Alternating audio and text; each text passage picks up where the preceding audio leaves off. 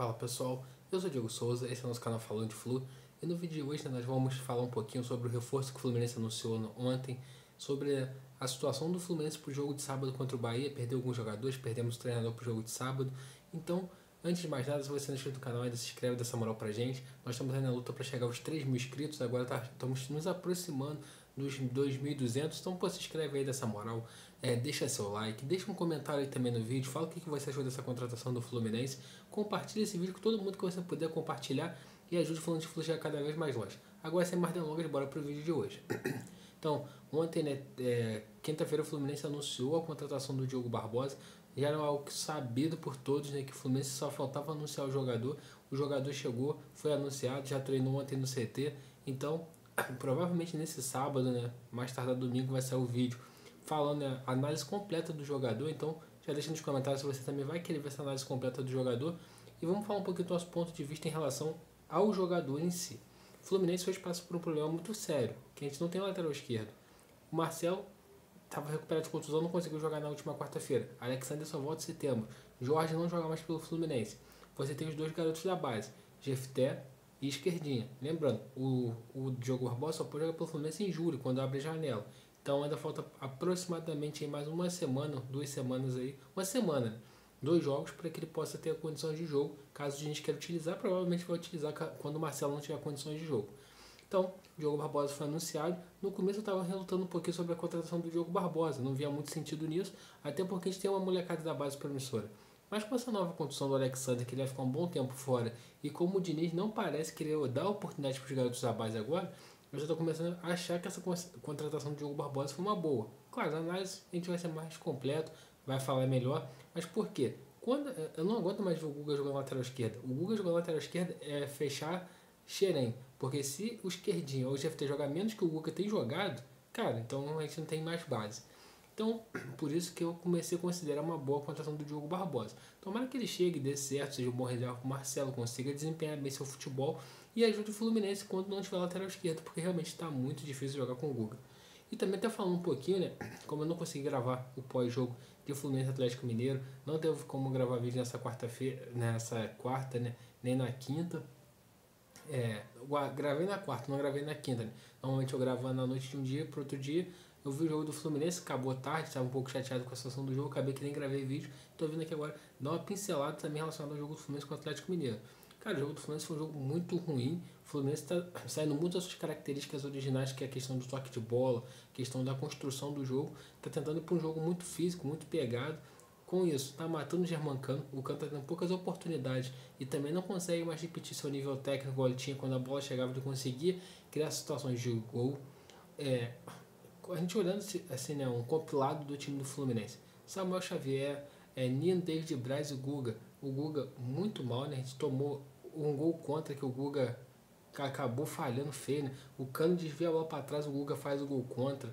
Nosso meio de campo completamente desconfigurado, com André Martinelli, André Lima e Paulo Henrique Ganso. Nosso ataque, Lelê com uma partida muito abaixo, Cano com uma partida muito abaixo, Keno não conseguia ganhar uma jogada do Mariano.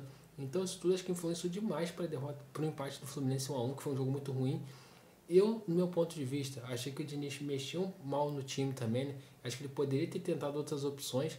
Ele veio com o Gabriel Pirani e veio com... Foi Gabriel Pirani e Martinelli que entraram nas vagas de Keno e Lelê. O time, até quando ele fez essa modificação, melhorou um pouquinho, que teve um pouco mais de toque de bola, um pouco mais de aproximação, conseguiu criar uma outra oportunidade, mas mesmo assim, eu achava que naquele jogo tava pedindo quem? Você botaria o John Kennedy e botaria o Isaac para você tentar ir para cima. Claro, o time subiu de produção, não sei se foi um erro, ou tanto, mas eu mexeria de forma diferente.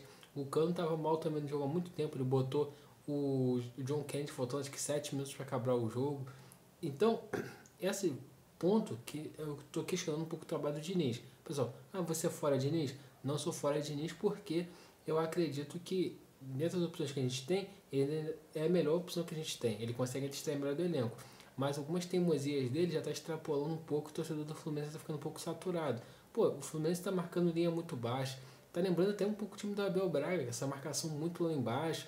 Então ele precisa mudar. E a gente só tem o Marcelo para voltar a jogar. A gente não tem muitas mais opções. O Alexandre só volta em setembro. Então a gente tem que olhar para o que a gente tem e dentro do que a gente tem, conseguir melhorar, porque o time não está conseguindo melhorar, não está demonstrando evolução, e isso daí passa muito pelo trabalho do treinador. Se descobrir o seu jeito de jogar e te marcaram, você tem que criar um novo estilo de jogo para jogar, uma nova forma de jogar, criar essas alternativas para que você consiga ser bem sucedido, e não apenas se conformar e não conseguir mudar. Algumas coisas que eu tô falando, pô, Lima jogando a partida inteira, fazendo a partida muito abaixo. Cara, começa a olhar pra molecada da base, começa a dar rodagem pra esse time. Agora abre a janela, parece que vai chegar alguns jogadores, né? Falam no Cleison, mas o Cleison acabou não vindo por causa da questão extra-campo. O Diniz queria ele, né, pelo que foi noticiado. O Mário Bittencourt acabou vetando. Chegou o Diogo Barbosa, provavelmente vai chegar algum zagueiro. A gente precisa de jogadores também de meio de campo para ajudar na criação do jogo. Eu gostaria de ver, mais uma vez eu falo, a molecada da base tendo oportunidade. O próprio Giovani, moleque que fez algumas partidas boas no Carioca, depois nunca mais teve oportunidade. Eu queria ver esses caras tendo oportunidade para ver se o Fluminense consegue mudar um pouquinho, né? Vamos ver como que vai ser, né, o próximo jogo. O Fluminense quer ter campo agora no próximo sábado, 6h30 contra o Bahia. Eu acredito que o time vai estar um pouquinho melhor, né? Porque vai ter a volta do John Ares, talvez com o Keno.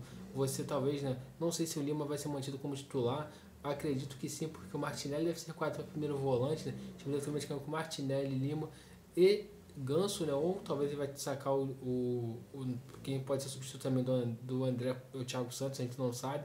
E também só para fechar esse vídeo, né? Diniz que está suspenso por 2 jogos. Ele tinha tomado o terceiro cartão amarelo, depois acabou sendo expulso, então ele vai ficar fora dos próximos 2 jogos do Fluminense no banco, né? Se eu não me engano é esse sábado agora contra o Bahia, e outro jogo eu não lembro contra quem que é, não sei se é Inter, mas fica sendo treinador 2 jogos seguidos no banco.